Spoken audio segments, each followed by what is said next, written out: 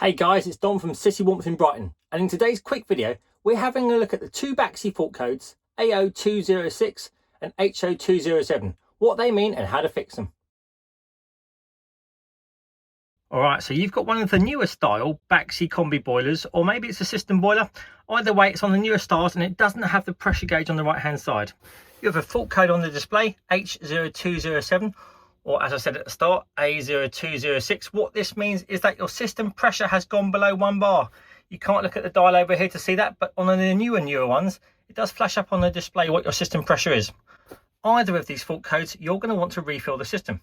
Now, you will either have the green sprung easy fill filling loop underneath, located on the right hand side, or your installer may have put a filling loop somewhere on the heating system. To repressurize with the sprung lever, you want to follow the instructions if you still have the sticker, or just pull the spring down, wait for the pressure to go up and release when you're happy where the pressure is.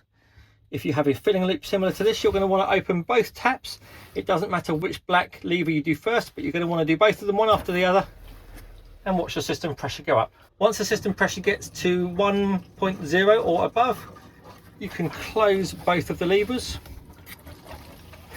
or you can release the spring and let the boiler go through its own de-air mode. Now this will take about 10 minutes to do. You don't need to press the hot reset button, just let the boiler do its thing. Once these dotted lines here disappear from the screen entirely, you'll be ready to go. Thanks for watching guys. I hope that short video has helped a number of you out. Don't forget to hit subscribe so you can stay up to date for any other homeowner tip or trick videos that we upload.